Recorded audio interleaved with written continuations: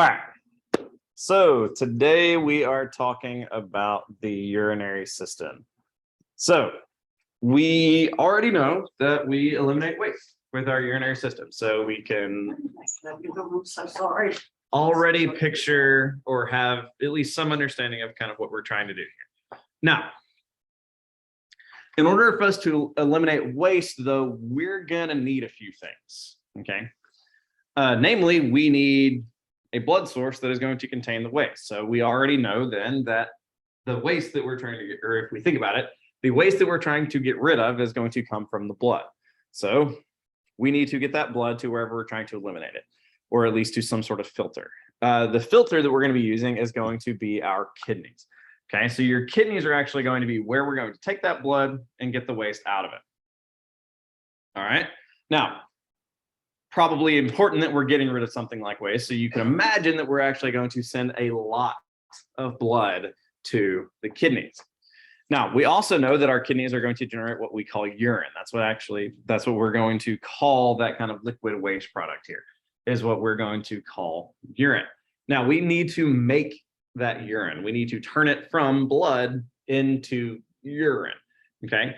So that we can only get rid of the stuff that we want to get rid of. So that's what we're actually going to be doing in the kidneys. The rest of it's actually fairly straightforward. All we're going to do from that point is we need to take that urine from the kidneys and we need to get it to the urinary bladder where we can hold on to it, okay?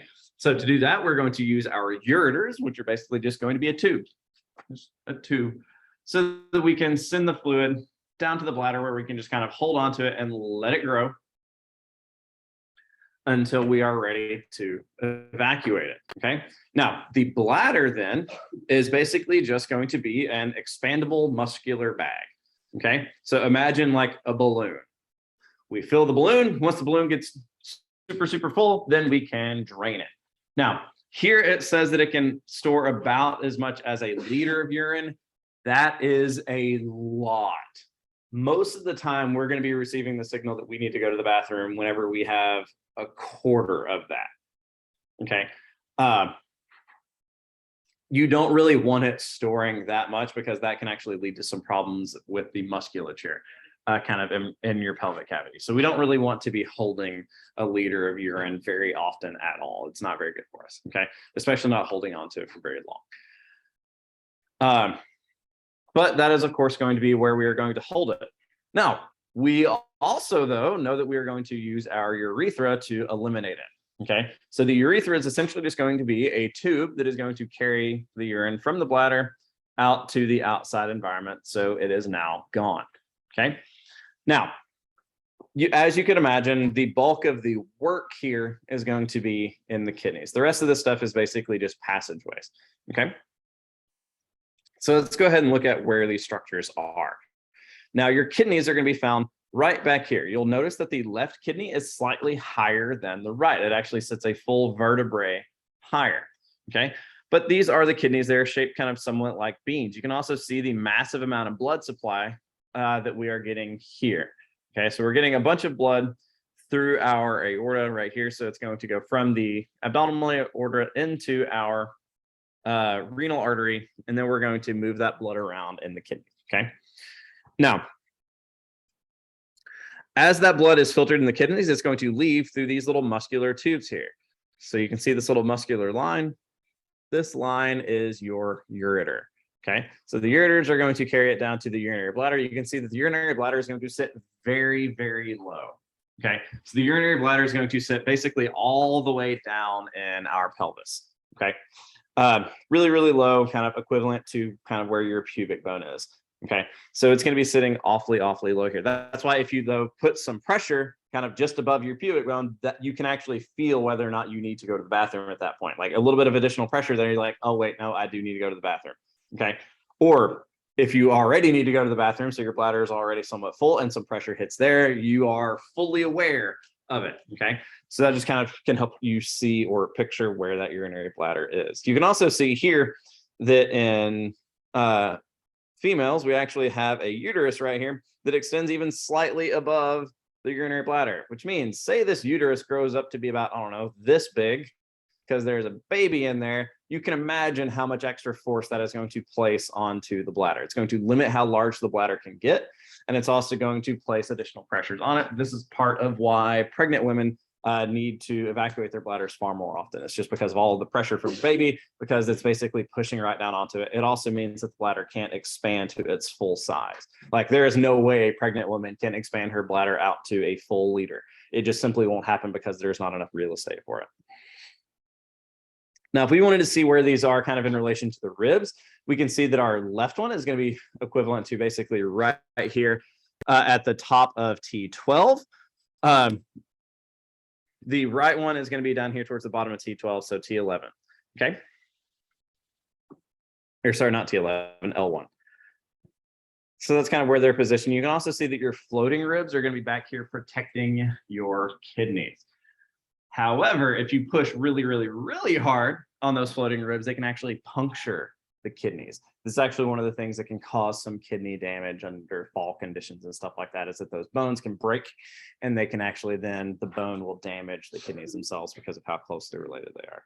Your kidneys are also very much posteriorly located. So if you look at this image here, here's your aorta, here's your inferior vena cava. Remember that those blood vessels basically touch the body of your vertebrae. That is how far back in this cavity they are. Because what is going to be anterior to all of this stuff?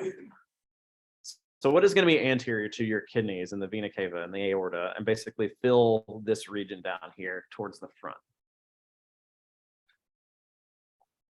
Not your stomach, but close. Well, your stomach is going to be kind of in front of your kidneys, so sure. So your stomach, and then the rest of it's just going to be intestines, right? Yeah, so you've got stomach on the left, liver on the right, and then the rest of it's just intestines, right? So that's what's going to be filling the bulk of this cavity. But all of those things are towards the front. So these are the things that are kind of to the back.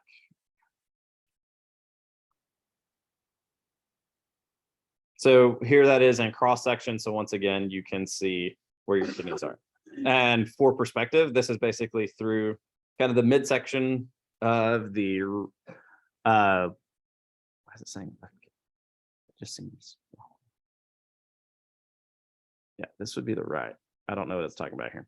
So just in front of the right kidney, you can see the stomach here. Oh, I see what it's saying. So it's just kind of a mirror image. It's bizarre. All right, so we can see the stomach in here. Here's our liver. I'm unsure why that is mirrored. It is.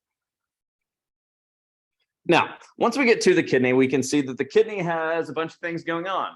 Just like most of the organs we've looked at so far, we have a nice little fibrous capsule surrounding and protecting everything.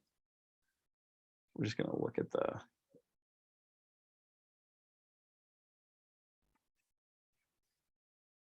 all right, so here we have our kidney. The outside, we have our renal capsule. Renal is always going to be our word root when we're talking about the kidneys, okay? So renal is going to mean kidney. So if you say renal, renin, or renin, that's all going to be related to kidney stuff. All right, so here we have the capsule. So we have this fibrous capsule on the outside. Well, what do we call the layer just underneath the capsule? We've seen several capsules and then the thing all under the capsule. So if we're looking at a grapefruit, now we're looking at that layer of nasty white stuff, the pith of our grapefruit. So in this case, we're going to call that the cortex. So because it's the cortex of the kidney, it's now the renal cortex. So most of our organs have gone capsule, cortex, and then what do we call the inner layer? Under the capsule, or sorry, not under the capsule, under the cortex. Medulla. Okay, so it's going to pretty much always be in most of our organs, it's going to be capsule, cortex, medulla. Okay, so the same thing is going to be true here. Now, the medulla of the kidney is going to be this region that's almost going to look like these little orange slices. Okay, so these little triangles, these pyramids, but it's also going to include the columns in between. So the renal medulla is going to be composed of the renal pyramids, so these little triangle shapes, and then the columns in between each one. Now, what these are basically going to be where the functional regions of the kidney are going to live. Some of them are going to live here at the border of the cortex and the medulla, but we're also going to have a lot of them living in these renal pyramids. Now, as we move down, so as we leave the pyramids and we enter what's called the renal sinus. Now, remember that sinuses are spaces, okay? A sinus is a space. The renal sinuses are basically going to be the spaces here on the inside of the kidney. So if we were looking at this as like a black-eyed pea, we are firmly into the black eye of the black-eyed pea right here, okay? But you can see all these little cavities, all these little grooves. That's why we're going to call these the renal sinus. Now, what these renal sinuses are, though, these are basically going to be passageways for us to pass liquid through, okay? Now, each pyramid is going to drain into what we're going to call a minor calyx. It's basically going to be draining liquid from that pyramid into its own little river, okay? So into its own little creek, I guess you could say. So each little creek is a minor calyx. Well, then if we take two minor calyces and bring them together, we make a smaller, or like a small river. We're going to make that small river, that large creek, we're going to call that a major calyx. Now, if we take multiple major calyxes and put them together, we're going to get down here, and we're now going to be in what we call the renal pelvis. Okay, so we have now made a river of urine. Okay, we then leave the renal pelvis, and we're going to enter the ureter here.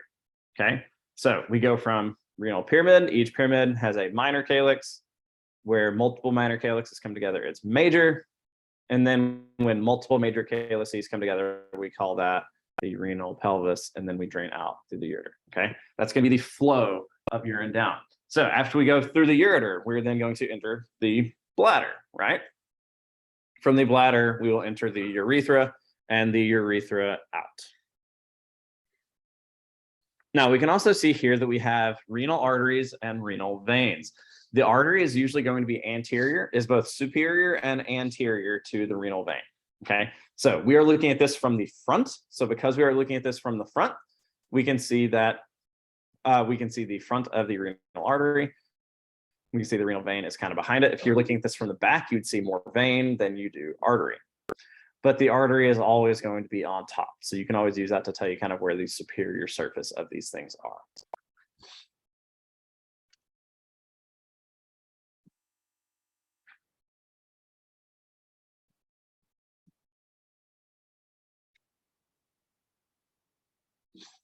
All right, so now let's go ahead and get to the actual functional bit of the kidney.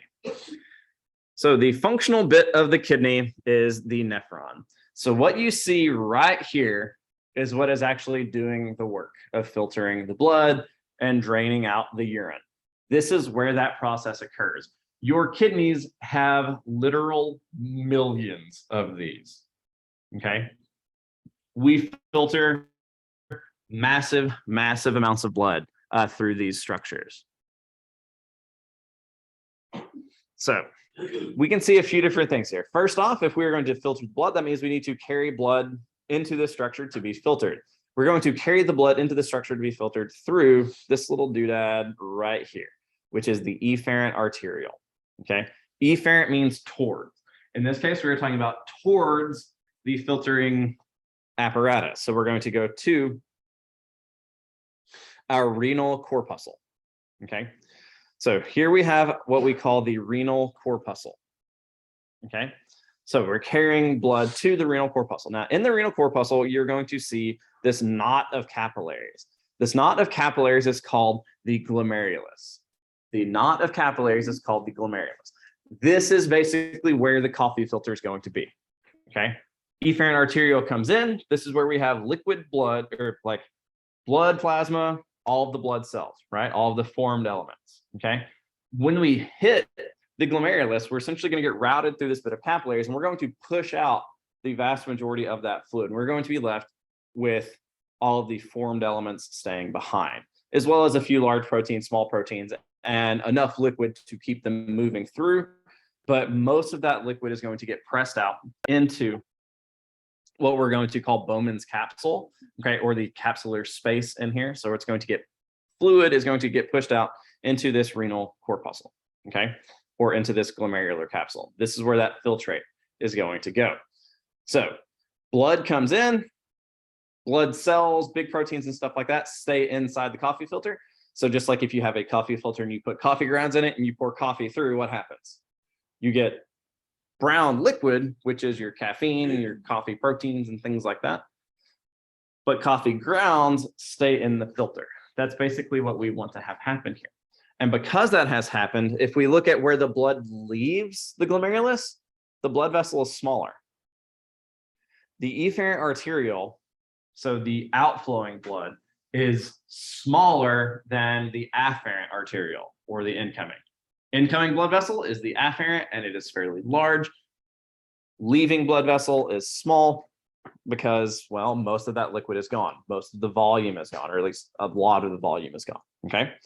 So now we have filtrate in this little capsule, and we have blood going another direction.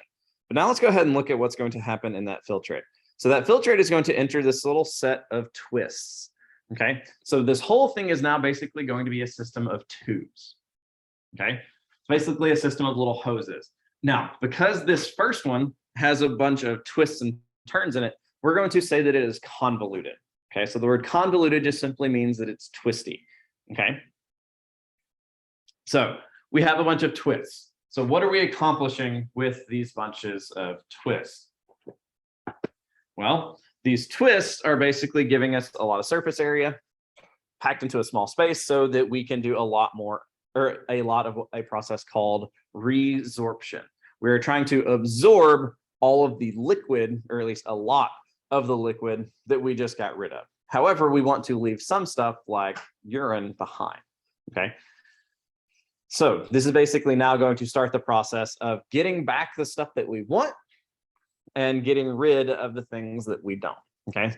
Now, because this little set of twists is close to the renal corpuscle, we're going to call it the proximal convoluted tubule. Proximal meaning close or far away. Which one? Close, okay? Proximal means close. So because this one is close to the capsule, we're going to say that this is the proximal convoluted tubule. Notice that we have another convoluted tubule over here. This one's far away. So what do you think we're going to call it? Distal. Exactly. Just like the proximal end of a bone was close to the joint, distal is far away. Proximal convoluted tubule is close to the capsule. Where'd it go? Proximal convoluted tubule is close to the capsule. Distal convoluted tubule is far away. So liquid is going to move through this proximal convoluted tubule. We're going to reabsorb a bunch of water, reabsorb important nutrients and things like that. Then we're going to go down through our nephron loop. We're going to go through the descending limb of our nephron loop. So going down, and then we're going to go through the ascending limb of our nephron loop. Now, your book calls it the nephron loop. If you look at your AMP revealed assignments, it's going to call it the loop of Henle. It's the same thing, okay? Nephron loop, loop of Henle, it's the same structure. It's basically just this little loop that goes down, okay? So distal or proximal convoluted tubule, descending limb, ascending limb of the loop of Henle, and then up through the distal convoluted tubule. Now, once we go through the distal convoluted tubule, we're going to enter what we're going to call the collecting tubule, okay? So the collecting tubule is basically going to drain all of the fluid from this particular nephron. And then it will drain into this big central structure right here, which is called the collecting duct. Each collecting duct will have lots and lots of connecting or collecting tubules connecting to it. So the collecting duct is basically collecting all of the fluid from these different nephrons. Once again, though, we have millions of nephrons. So it makes sense that our collecting ducts are going to collect fluid from multiple nephrons. And then we're going to collect them again and again and again and again, okay? So we're going to go from collecting ducts into our minor calyx, and then we're going to go into our major calyx, and then finally into the renal pelvis, and then finally out through the ureter. Okay, so that's basically going to be the flow of our liquids.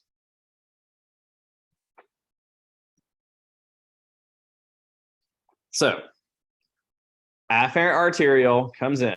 We enter this knot of capillaries called the glomerulus. The blood goes out through the efferent arteriole. Then we're going to see the blood do some interesting things. We're going to see that here in just a second. But now the filtrate is inside this capsule. It's inside this capsular space. It's going to enter the proximal convoluted tubule, go down through the descending limb of the nephron loop, up through the ascending limb of the nephron loop, and then we're going to go through the distal convoluted tubule. Now, importantly here, proximal and distal convoluted tubules are going to look a little different.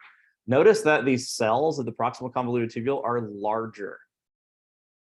Okay, and see how their nuclei are not necessarily centrally located. Distal convoluted tubule, the nuclei are centrally located and the cells are small. We also have a whole lot more things on the insides of these cells for our proximal convoluted tubule. These are basically going to be a bunch of extensions of plasma membrane that are going to give us additional surface area so that we can do additional absorption or additional resorption of particular chemicals, so that the blood can reabsorb things like water and things like that, but also so that we have additional passageway to get substances out that we may want to concentrate. Okay, so if you see large cells, so if I put on a micrograph on a screen and I said, okay, is this a proximal convoluted tubule or a distal convoluted tubule? Well, you look at the cells and the cells are fairly large and you see nuclei that are not centrally located and you see a whole bunch of stuff sticking out into the lumen, that's going to tell you that it is a proximal. If instead the cells are somewhat small, nuclei are perfectly centered, and you see maybe a little bit of stuff, but mostly kind of an empty lumen, that is going to be your distal convoluted tubule. Does that make sense? So those are the kinds of characteristics that we are looking for. And then if you see a tube and it has just a whole bunch of little flat cells, so basically just a bunch of squamous cells, that's going to tell you that we are in the loop of Henle.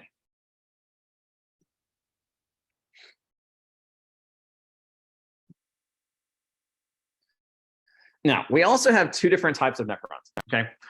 We have cortical nephrons, and then we have what we call juxtamedullary nephrons. So cortical, that's because our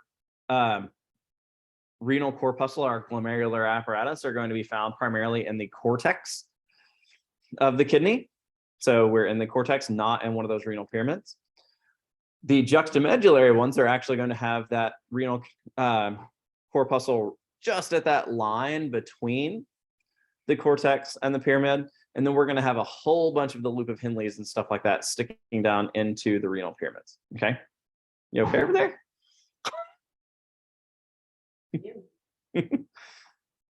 Now, we also see slightly different blood vessel structures associated with these as well.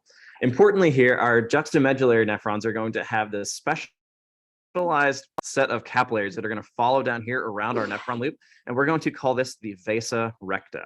Okay, what this is going to allow us to do, this is going to basically allow us to take up additional water. So a lot of the water that we're going to be dealing with, so concentrating urine or not concentrating urine based off of kind of what we need, a lot of this is going to happen kind of here in our juxtamedullary nephrons.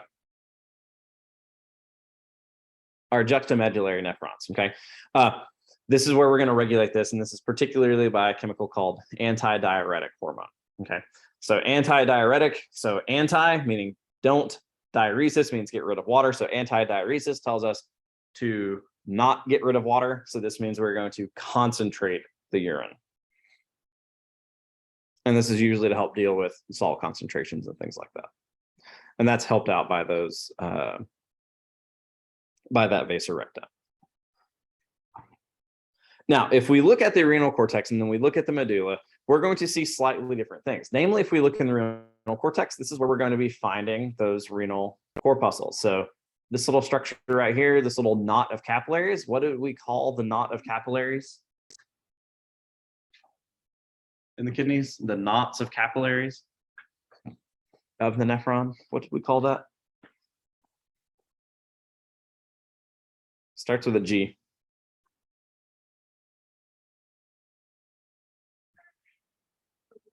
Glomerulus, exactly.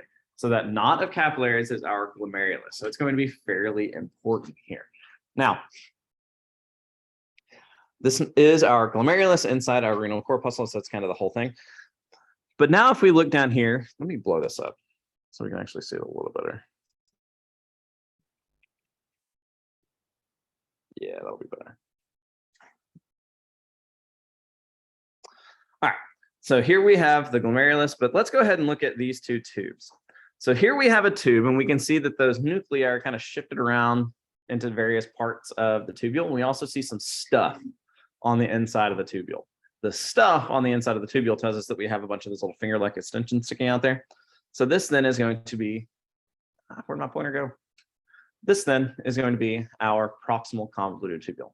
This one, if we look at those cells, we can see that they are centrally located nuclei. They're pretty evenly spaced, and there's not a whole lot in the middle. It's also kind of small, a little bit more circular. This is going to be our distal convoluted tubule. So we're going to see a whole lot of these kinds of things. So if we were looking around or looking through a kidney, we're going to see a whole lot of these glomeruli. We're going to see bunches of these proximal and distal convoluted tubules all packed really, really tightly in together, incredibly close. In the cortex, in the medulla, it's going to look a little different. In the medulla, we do have a bunch of these little circles. These circles are going to be portions of the loop of Henle's, but we're also mostly going to have collecting ducts. So the collecting ducts are going to be these larger circles. This little tiny circle right here that's really, really thin, basically looks like a thin layer of epithelial cells. Yeah, it's real small. That is a hole. That little tiny hole right there is the thin segment of the loop of Henle. Here's another one. Here's another one. Another one. They're freaking small. Okay. And they're thin. Why are they thin? Because the cells that make up the walls are thin. That's why they're thin. Okay. We have a whole lot more kind of connective tissue in the medulla as well, because we have a bunch of these collecting ducts and a bunch of the nephron loops. The rest of it's just going to be connective tissue. So that's why these are going to look a little different. Notice over here, there's just chaos. There's a whole bunch of things going on. There's tubes running everywhere. Everywhere you look, there's a different tube and it's a different size. There's just a lot happening, right? Over here, we get big circles and we get some tiny circles and not a whole lot in between, okay? And a whole bunch of connective tissue. We see a whole lot more of this kind of bluish connective tissue running through there. All right, so let's go ahead and look at that glomerular apparatus, or the juxtaglomerular apparatus. All right, so large blood vessel. The large blood vessel, is that the afferent or the efferent? Afferent. Okay, so the large blood vessel is the afferent. It enters the glomerulus, and then the blood vessel that leaves is smaller, and this is the blood leaving, so this is your efferent arterial. Okay, the fluid then leaves through the filter. So now we can see a bunch of these little arms of the specialized cells in the glomerulus. We call these cells podocytes. Okay, they have these little fingers that reach out and they kind of form essentially the boundaries of the vessels. Actually sit on the outside of the boundaries of the vessels. And they basically, by having these fingers that overlap, they form these little slits that we call filtration slits. They basically act like coffee filters. Okay, the spaces between these fingers act like a coffee filter, and they don't let particular things out of those blood vessels. The fluid then leaves the blood stays inside, and then that fluid can go out through the proximal convoluted tubule. Now, in association with this, we can see this other tube. Okay, this is actually a collecting or a distal convoluted tubule of a different nephron. Okay, so it is a convoluted tubule of a different nephron that just happens to be running very, very close to this little region right here. Okay, so very, very close to the afferent efferent arterioles. Now, this little circle, then you're going to see some little column-shaped cells associated with the distal convoluted tubule of some of these. Those column-shaped cells are what we're going to call the macula densa. Okay, these cells are basically going to be measuring, as well as our granular cells here. These are where we're actually going to be measuring concentrations of blood, concentrations of fluids, and things like that, so that we can figure out what we need to keep, what we need to get rid of. Okay, so some of that control is going to be happening here at the intersection between one glomerulus and the distal convoluted tubule of another cell. So we call this collection of things, we call this the juxtaglomerular apparatus. Okay, juxta meaning connecting to the glomerulus. So one distal convoluted tubule of one meets up with the renal corpuscle of another.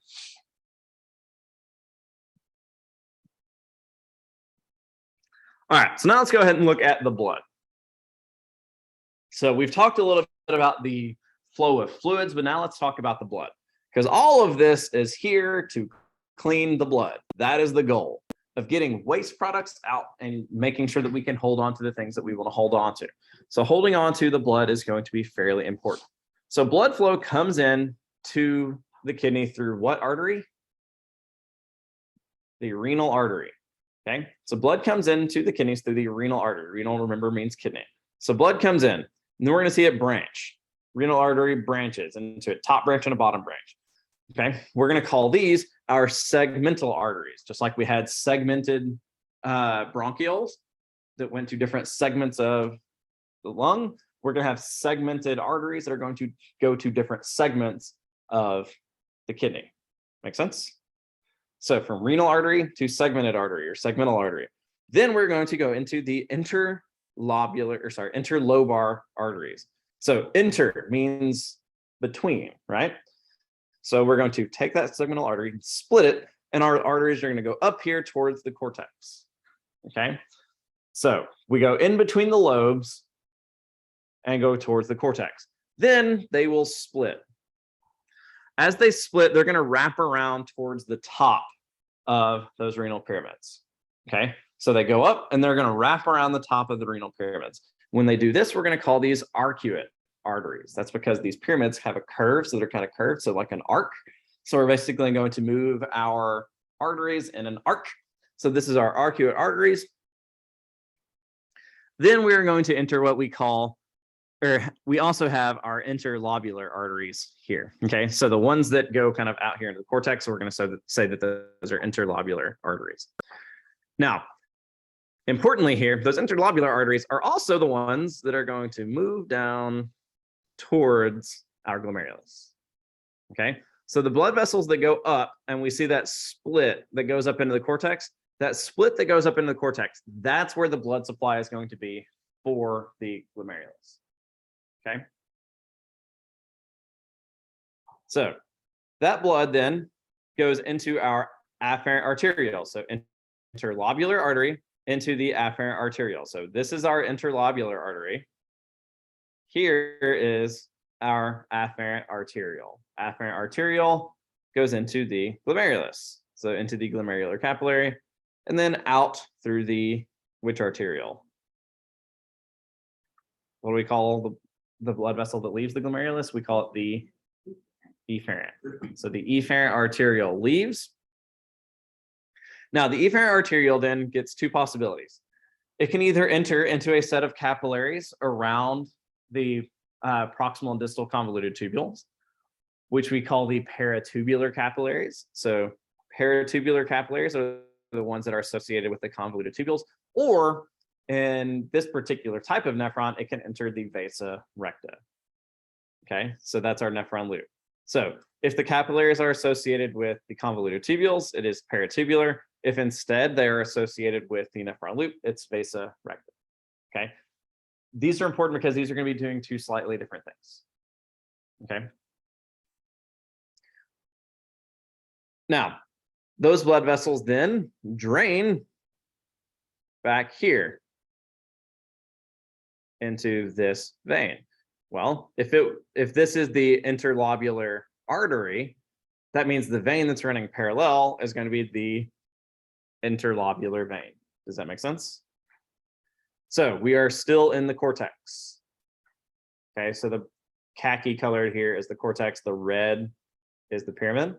So interlobular vein. After we go through the interlobular vein, we're now going to enter the arcuate vein. So we're going to kind of wrap around, and then we're going to enter the interlobar vein. So we're now basically passing in between those pyramids again, and then we're going to pass out through the renal veins.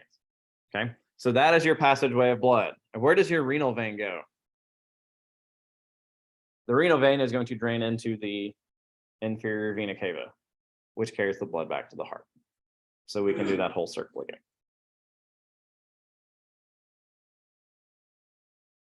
All right, now let's look at the fluid. The fluid gets filtered out into the capsule. So at this point, we call it filtrate. Then it enters the proximal convoluted tubule, and down through this little loop down here, what do we call this? I know you can't see it very well, but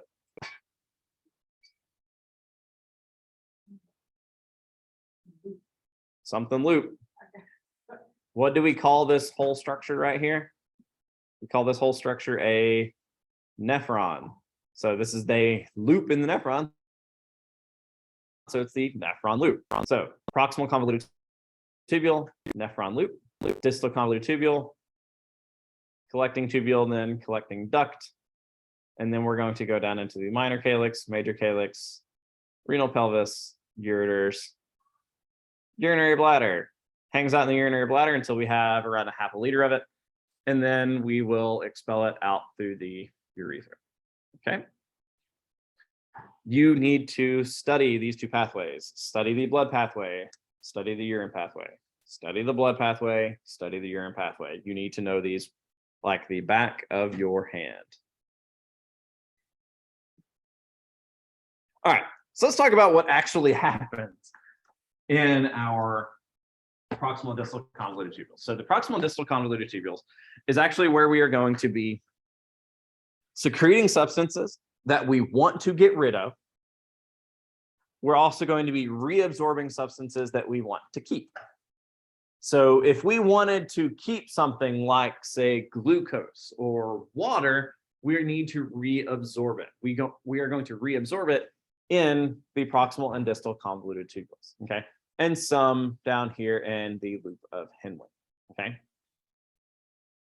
That's what's going to be happening here in our loops and in those convoluted tubules. The reason that we have all of these lengths of tubules, so the reason we have all those convolutions in the proximal distal convoluted tubules, the reason we have this big length in our loop of Henle is so that we can reabsorb the things that we want to keep and so that we can secrete the things that we don't, okay? Now, there are some substances that will only ever be reabsorbed in particular places. We're going to have differences of levels of reabsorption in both the proximal distal convoluted tubules and in the loop of Henle, but that's actually going to vary depending on each chemical, okay? Glucose, as an example, all of the glucose that gets reabsorbed back into your blood is reabsorbed in the proximal convoluted tubule, all of it, which means if you have so much glucose in your blood, just like in your systemic blood, but once it gets into your kidneys, you have so much glucose in that filtrate that you simply don't have enough time to absorb it all back in, so you have really high blood sugar. Well, if you don't have a chance to get it all reabsorbed in your proximal convoluted tubule, it's going to stay in that urine filtrate and it's going to come out in your urine. Can you think of someone who might have high blood sugar that is so high that they might be leaving it in their urine? Can you think of a disease that might cause that?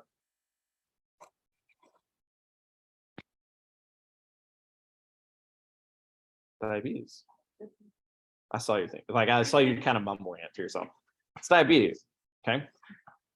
Finding glucose in someone's urine could actually be a sign that they're diabetic, okay? Or even in your dog, okay? Like we found glucose in my dog's urine, and it was a sign that she could have been diabetic, okay? Turns out she wasn't. We were just feeding her too much stuff off the table because I like my dog and I was giving her too many treats, okay? Stop doing that and all of a sudden she was fine. Who knew? It's like a diabetic. All of a sudden you put them on the right diet and they go back to being fine. Yeah, it's amazing how that happens. Okay, so in these tubules, we are going to try and reabsorb things that we want to hold on to, and we're going to try and secrete the things that we don't. So say we have urea. Urea is a byproduct of protein metabolism. So you eat proteins, you're going to produce urea. Well, that means we're all going to produce urea. We have to take in some amount of protein. Well, we don't want urea in the blood. Too much urea in the blood is going to make us very, very sick and actually could kill us.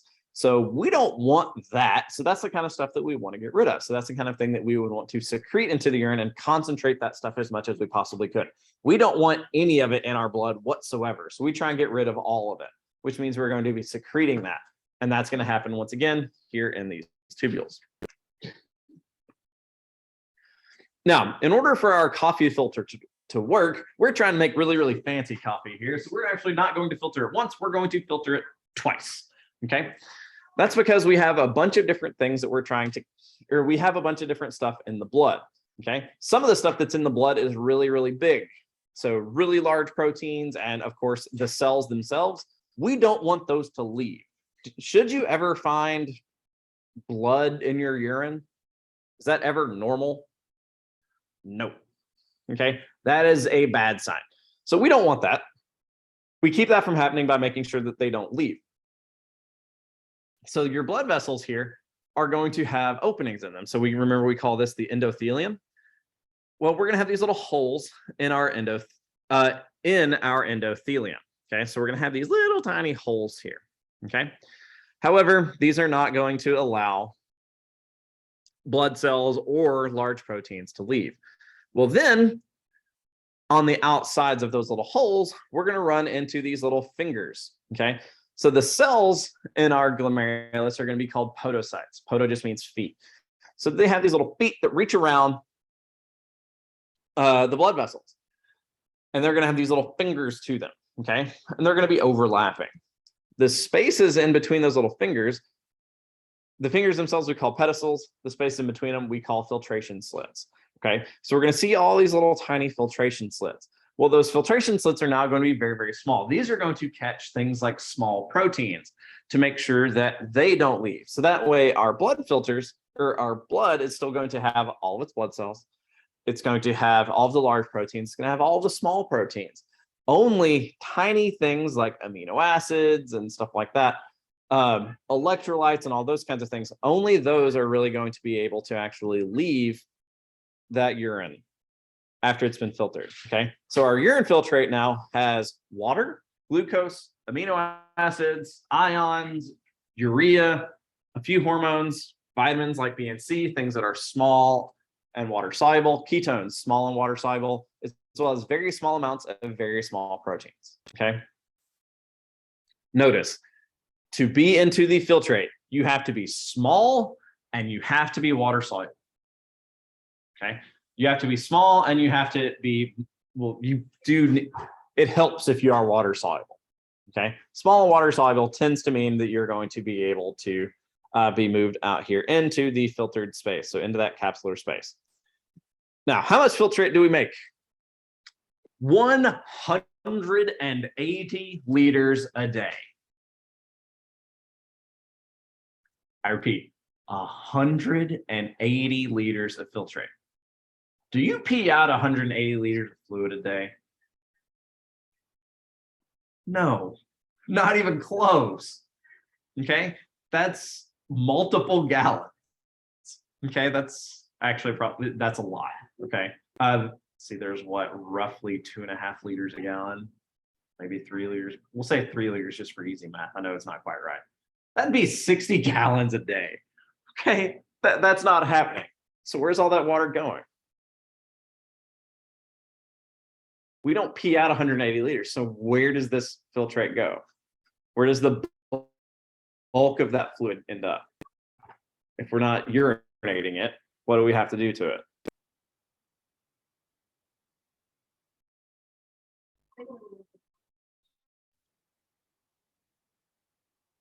Well, if we're not peeing it out, that means we're keeping it, right? We're not even storing it. We're just keeping it. It gets put back in the blood. So that means we have to reabsorb the vast majority of this. You pee out 1.8 liters a day. So 90%. Actually, 99%. I can't do math apparently. 99% of the filtrate that gets produced, 99% of that fluid gets reabsorbed. That's a massive amount. Okay, so how do we get rid of it? What? Hey, so we have to reabsorb that much water. Now, if you drink a whole bunch of extra water, so say you get your, like you drink 3 or 4 extra liters of water in a day, well, then you may not pee out 1.8 liters. You may instead pee out 4.8 liters that day. because you drank that much extra water. Okay? Because we actually want to keep our water concentrations fairly level. So if you drink more water, you will expel more water, but so you may filter even more liquid, but we are still going to get rid of some of the extra stuff. We want to hold on to the right amount of water. Now, all of this is going to be based off of what we call pressure, okay, or net filtration pressure, okay? Now, going back to that coffee filter analogy, imagine we have a coffee filter. We put some coffee grounds in the filter. If you pour water gently through it, what happens? Coffee comes out, coffee grounds stay in the filter, filter's fine, right?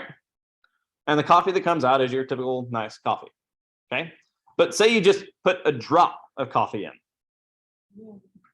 Nothing's going to come out, right? The only way to get the coffee to come out at that point would be to add enough drops of water to create enough pressure against the filter for that some of that water to leave. And how much water is going to leave? 1 drop. So say you take a saturated thing of coffee and you put 1 drop of water into it, 1 drop of water will come out because you have now crossed some sort of boundary for what we call filtration pressure. Now, say you take a fire hose and you spray it at your coffee filter. What happens? Is your coffee filter going to survive? Spray it into the coffee filter. Yeah, so you take a water hose and you pour it into your coffee filter. It's paper, right? So it's probably going to break. Okay. We don't want that either. So there's such a thing as having too much pressure coming in. So we try and regulate the pressure of the blood coming into the glomerulus. Too much pressure, and we can actually break our filter, which would be, shall we say, bad. Okay. So we can actually regulate those pressures using the muscles in our arterioles. Okay. If we want to say we have someone with higher blood pressure, we're going to constrict these afferent arterioles so that we can balance out these pressures to make everything nice and normal, because we want our net filtration pressure to be around 10. Anything more than that, and we can run into some problems. So we will constrict blood vessels to keep that from happening. Now, importantly here,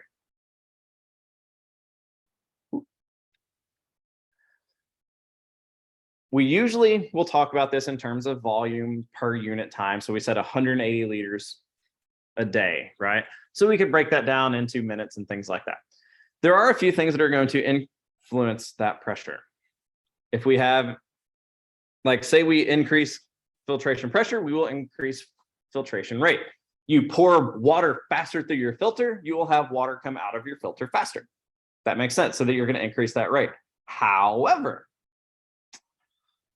this also increases the speed at which that fluid's going to be moving through those tubes. Well, if the fluid is moving through the tubes too fast, this also means that a bunch more stuff is going to stay in the fluid than is able to be reabsorbed, which may or may not be a good thing. Okay. If you drink a whole bunch of water, so you're just drinking tons and tons and tons and tons of water, more things will get peed out. You're not going to do as good of a job of holding on to some of the things that you want to hold on to. You may not do as good of a job of holding on to all of your glucose. You may not do as good of a job of holding on to your salts, which means you have to put them back in other ways. Okay. So this means that you have increases in the stuff in your urine. You decrease the rate at which you can absorb those things if you increase the amount of volume here. So because of that, this is incredibly tightly controlled. We control this in a lot of different ways. Things inside the kidney, we call this intrinsic controls. Processes outside the kidney, so things that are controlled by your medulla, things like that. This is going to be considered external control. But we control this in a lot of ways. Okay. One of the ways that we can control it for each individual glomerulus is by changing the diameters of that afferent arteriole. We constrict it or open it, depending on what we need. But all of this is going to be to try and control these two processes. Okay. For instance, say we have Increase in blood pressure. Well, if we have an increase in blood pressure, what we're going to do is to make sure we can keep our filtration rate down, or to keep our filtration rate down so we can hold on to stuff like glucose, we will instead constrict that afferent arteriole, and that's actually going to constrict the amount of blood flow flowing through here. Still high pressure, but now at least the blood flow is a little smaller so that we can keep things nice and normal. Decrease, we'll open it back up so that we can once again allow for more blood to flow through so that we can try and keep this filtration pressure the same. So this is all just kind of physiology stuff. So I do want you to spend some time on that. I'll make some individual videos for these things, but you will need to kind of keep an eye on those. All right. So different chemicals, like I said earlier, are going to be reabsorbed in different places. The vast majority of most of them are going to be reabsorbed in the proximal convoluted tubule. So say we take sodium as an example. 65% of all of the sodium that we are trying to hold on to in the blood is going to be reabsorbed in the proximal convoluted tubule. 5% in the distal, which leaves, well, 65 plus 5 is 70.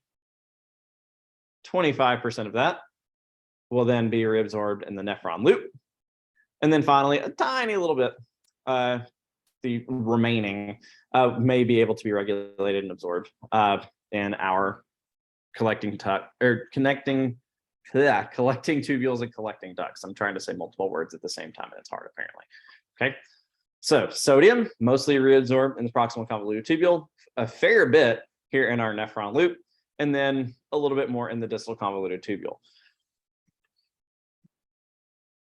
Now, there are some images here basically showing you how you can do some of these things, namely that we are going to rely on pumps. Anytime we are going to try and concentrate something, whether we are trying to concentrate the urine or we are going to try and concentrate the sodium back into the blood, well, that's going to require some energy, okay? Unfortunately, it is not entirely free. Now, we try and make it as free as possible by running in things what we call counter currents. Okay, so the blood that is passing your convoluted tubules is actually running in the opposite direction of the fluid that is passing them. So because of that, we can run really concentrated blood next to really concentrated collecting tubules so that we can still allow things to move in that way. But it's still not going to be perfect. We're not ever going to be able to get to 100, even though a lot of times we do want to, like in, say, glucose. In situations like that, we are going to have to spend energy on pumps.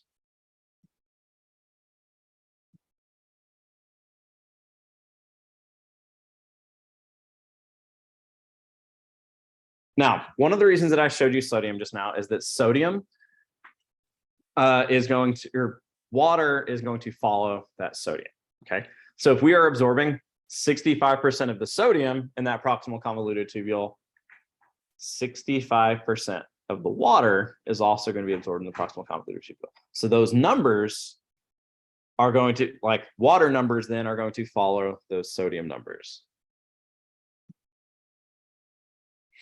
So 65% of our water absorption is going to happen here in our proximal convoluted tubule. Now, importantly here, this is obligatory. This means that we have to hold on to this amount, okay?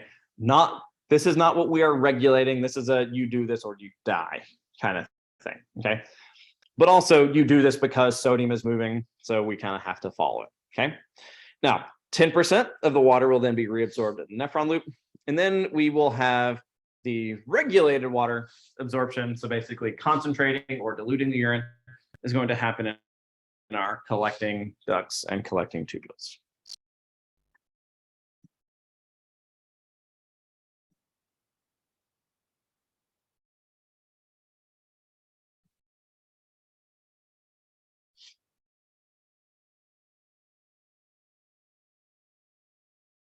I guess I passed the glomerulus. Oh well.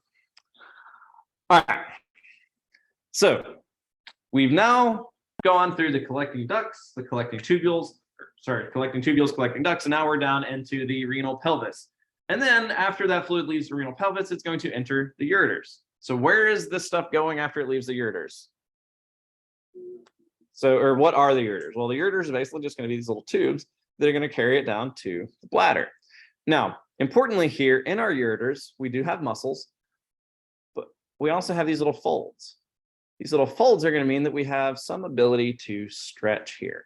And that may be important because your bladder, like I said, has an absolute maximum size of 1 liter.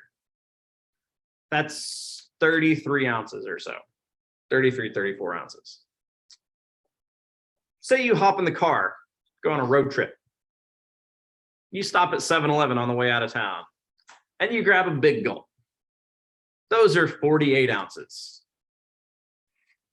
48 is bigger than a maximum of 33, right?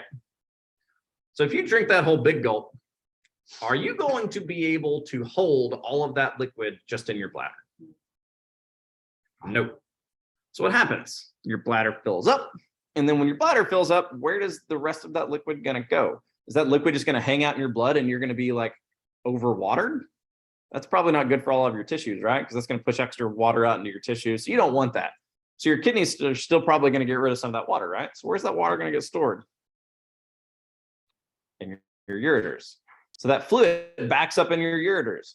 So say on this road trip, you're like, you know what? I really have to pee. I've been needing to pee for like 20 minutes, like 20 miles. We've got to go now. So you pull over, you go to the bathroom, you hop back in the car. Sometimes, even by the time you're back in the car, much less by the time you're back out on the highway, it's 5 minutes later, you got to go to the bathroom again. Why?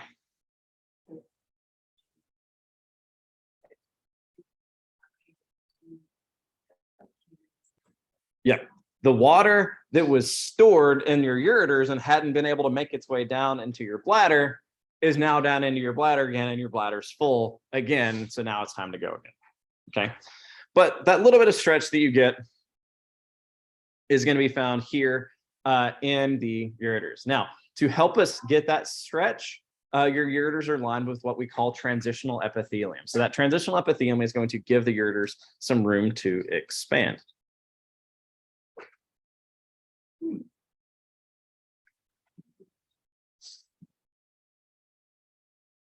Now, one of the reasons that we want these things closed most of the time, though, is so that whenever you are trying to evacuate your bladder, so you're pressing down on your bladder, you don't want that fluid to push back up into your ureters. Okay, so because of that, we have it surrounded by muscle. So as you're trying to urinate, you'll squeeze down on those ureters a little bit to keep the urine from back flowing, so you don't have to get rid of it twice.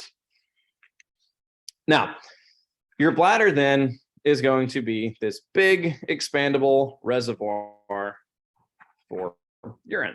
Okay, so it's basically going to be a little muscular bag. Now it's technically made out of 3 muscles, but collectively we call this the destrucer muscle. These are basically going to be able to squeeze and help you expel these things. Now you also will use some abdominal muscles to help you do this too. And this is going to be sitting underneath a band of tissue called the peritoneum.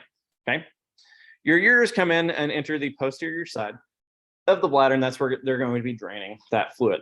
Now we can also see some little folds in here on the inside of your bladder. What do you think those folds on the inside of the bladder are going to allow us to do? What do these folds allow us to do?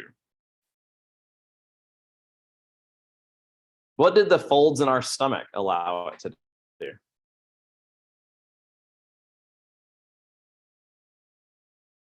What did the folds in the ureter allow it to do? Expand. Exactly. So these folds are going to allow our bladder to expand. Okay. So it can stretch and stretch and stretch and stretch as it fills with fluid. Okay. When it's completely relaxed, there is going to be a little bit of space, but then as it fills with fluid, that space will go away, and then it will allow it to stretch. Now, down here at the base of this little pyramid-shaped bladder, we're going to have what we call the internal urethral sphincter. This is basically going to be something that will be squeezed closed most of the time, but as you get additional fluid pressure placed on it, it's going to cause it to stretch a little bit. As it stretches a little bit due to pressure from the fluid above, it's going to cause a signal to get sent to your brain that says, hey, I need to go to the bathroom, preferably sooner rather than later. Okay, because when that sphincter opens, it's actually going to send some fluid down towards your external urethral sphincter. Okay, so it gets open because of too much pressure up here. It will send the signal that says, hey, I need to go to the bathroom. Now, it will start to send that signal around 300 milliliters, 200 to 300 milliliters of being full. Okay, or not 200 milliliters being full, but it has 200 to 300 milliliters in it. And that's when it's going to send that signal that says, hey, I need to go to the restroom. It's basically saying, hey, I'm no longer empty. You should probably evacuate me. Okay. As it continues to get fluid, so it will keep sending that signal and increase the level of that signal every 100 milliliters or so until roughly 500 mils. Once we reach 500 mils, which is this much, okay? Once we reach this much, it will say, I cannot hold this anymore, and it will open, or that internal urethral sphincter is basically then forced open. But didn't I say that the bladder could stretch up to a liter? When your bladder goes from having 500 mils to an extra 500 mils, the only thing that is keeping it inside is your external urethral sphincter. This is part of why it's bad to hold your urine for really, really, really long periods of time. Like if you know someone that works and like some people that work kind of on their feet a lot and are busy and stuff a lot, and they're just like, no, I know I need to go to the bathroom, but I'm just going to hold it. If you do that regularly, that actually puts a lot of strain on this peritoneum because it will continue stretching and stretching and stretching. But it also puts a lot of extra force on their external urethral sphincters. And eventually this muscle may get tired and they may develop some incontinence related to the fact that their peritoneum is kind of stretched out, but also because their external urethral sphincter just simply can't keep up with all the forces that they're making them hold on to. Okay, so it is not the best thing in the world to do that to oneself. Now, after we go through the internal urethral sphincter, we are going to enter a tube, a muscular tube called the urethra. Once again, we have a sphincter. Now, the external urethral sphincter is held firmly shut pretty much all the time until you are ready to relieve the pressure on your bladder, at which point you will relax that muscle, and that's what will allow the fluid to flow through. That's also part of why we get that relaxed kind of feeling whenever we go to the bathroom, is because we are relaxing this muscle instead of contracting it. Okay. Most of the time, like when you use a muscle, you're contracting the muscle, so you're putting force through it, so it takes effort. We don't feel relaxed when we're lifting a barbell. Instead, whenever we go to the bathroom, we are actively relieving the pressure on this muscle, so we get that relaxed sensation. Here we once again see transitional epithelium. Transitional epithelium is going to be used in places like this because we need that stretch. Those mucosal folds that we saw in the bladder, you can actually see in the micrographs as well. So here are the mucosal folds here. So once again, this just allows it to stretch a bunch. Now, importantly here, male and female urethras are going to be a little different. Okay, female urethra only transports urine. Male urethra also has to transport semen. Female urethra is also going to be fairly short, okay? The distance is going to be fairly small. The male urethra, because it's also transporting semen, is going to be found through the penis, which is going to mean it's going to be a little bit longer. Because of that, it's got 3 segments based off of kind of where we're going to find it, okay? Now, this also means, though, that because the female urethra is short, there's a much shorter distance to go from the outside environment to the bladder itself and even into the ureters. And the exit port for the female urethra is also going to be quite a lot closer to the anus, which means it's closer to the digestive system, which means it's closer to lots and lots and lots of bacteria, funguses, and stuff like that, which means it's a lot more likely for the female urethra and thus the female urinary tract to get infected than it is in males, because the males is slightly further away, and the distances that the bacteria the pathogens have to travel in order to cause infections of something like the bladder, which is going to be a lot harder to get rid of, is a lot more difficult. So that's why females tend to have more issues, not just with urinary tract infections, but clearing urinary tract infections.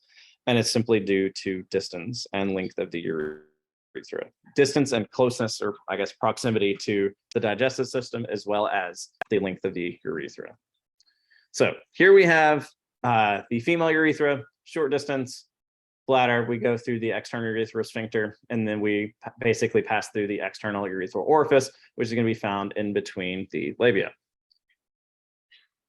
In the males, the urethra has to pass first through the prostate gland.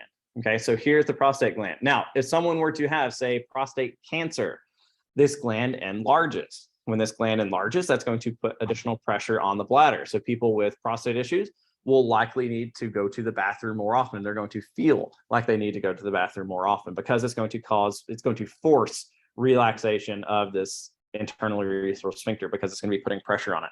However, when this thing enlarges, it's also going to make this little passageway smaller.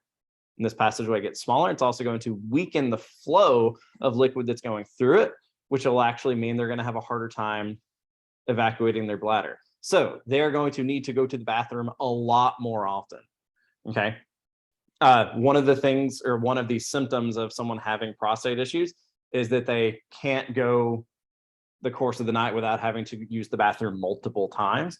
And that's simply because prostate's enlarged, causing this little structure here to relax, but it's also making it more difficult for them to evacuate the bladder. So these things compound, so they just feel like they need to go to the bathroom basically all the time.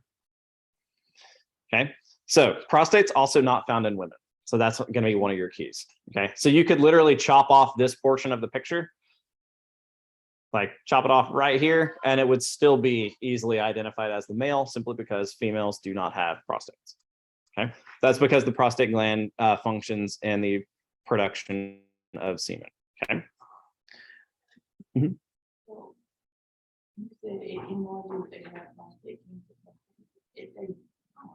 Well, that's one of the things that can cause an enlarged prostate. There's lots of things that can cause an enlarged prostate. Does that answer your question?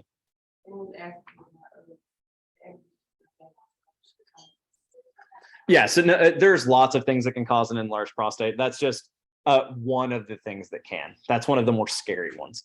That's actually, but that is also part of why, if that is an issue that people are having, that it's recommended that they go get their prostate checked to make sure that there's not cancer. But like, oh, hey, you had to wait. You mean you go to the bathroom 8 times every night? Like, 1, you're not sleeping well, probably not good for you. 2, there might be a problem. You should probably go get that checked out. So that's just kind of what that is. It's not necessarily just a thing. It is cancer, but there's lots of things that can lead to enlarged prostates. Just age in general tends to lead to enlarged prostates. That's why they tell guys that are above like 45, they should get yearly prostate exams. Now, we call this process of going to the bathroom micturition. We have a couple of reflexes here. One is storage, one is the actual reflex to go to the bathroom, but we regulate these using the autonomic nervous system. But the biggest thing is that it's basically saying, hey, how full is my bladder? We can store it or choose not to. And this is basically just all going to be related to volumes. We receive the signal to say, hey, you need to go to the bathroom once we get to around 200 to 300 milliliters. But then we can kind of push down on that response if we want to kind of hold it longer. But we're going to continue receiving that signal over time. After we go to the bathroom, we will then relax the muscles, which means we're relaxing the signals. So those signals are inactivated, so we'll be okay. At that point, we then use what we call a storage reflex, which basically says, hey, we have gone to the bathroom now. We're going to kind of hold on to the fluid from now on. But this is going to kind of vary. Or not vary, it's just going to be kind of flowing up and down. So there's some good information there as far as looking at all those things. But that's all kind of physiology stuff. All right, so now we have some time to look at the urinary system models, which were out. Oh yeah, there we go. So what we need to do now is basically find those models. So you can see the ones with the kidneys, like the full system models, and then you'll actually see kidney specific models. So find all of those things. Proximal convoluted tubules, distal convoluted tubules, all that kind of stuff. The instructions for that are written in the lab instructions. I'm sorry I talked so long, but it's a big chapter. As y'all probably heard me talking about with Miss Shaw a second ago, like we could talk about this literally for months on end and still not have you know everything. This process, there's a lot happening here, and it is incredibly important.